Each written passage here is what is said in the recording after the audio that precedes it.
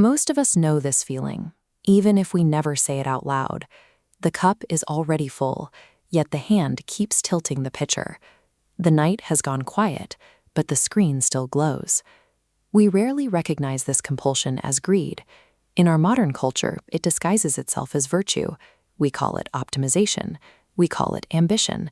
We frame it as discipline, the drive to squeeze every ounce of value out of a single day. We convince ourselves that completion is right around the corner, that peace only requires one final push, one last email, one more milestone. Psychologists call this the arrival fallacy.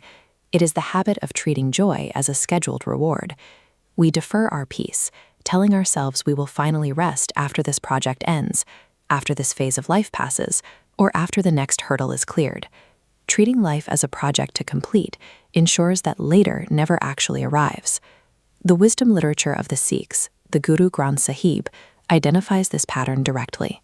It calls this endless reaching trishna, a profound, unquenchable thirst. The problem with this thirst is that one sip no longer quenches it. Getting the thing you want does not satisfy the desire. It actually sharpens your craving for the next thing. We trap ourselves in an economy of addition. In this worldview, meaning is earned through constant accumulation. We assume that gathering enough knowledge, status, or experiences will make us feel whole. The target constantly changes shape: a diploma one year, a dollar sign, or house the next. But the underlying structure of lacking remains exactly the same.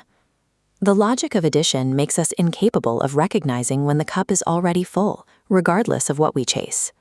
If this cycle is so exhausting, we have to ask ourselves, why do we refuse to put down the pitcher?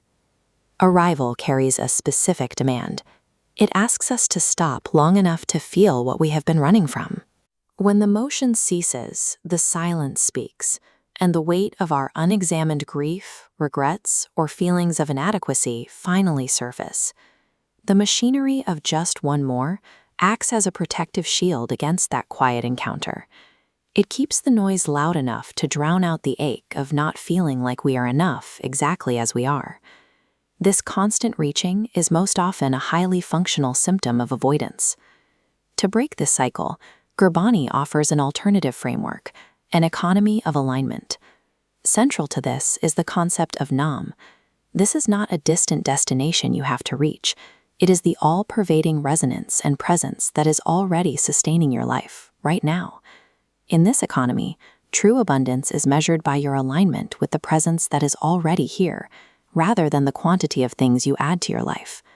This philosophy reframes what it means to stop. Rest is no longer seen as laziness or an irresponsible abandonment of duty. It becomes an essential recognition of fullness. If Nam is already holding us, the search for peace is over. The problem is simply that we are too busy reaching to notice we have arrived.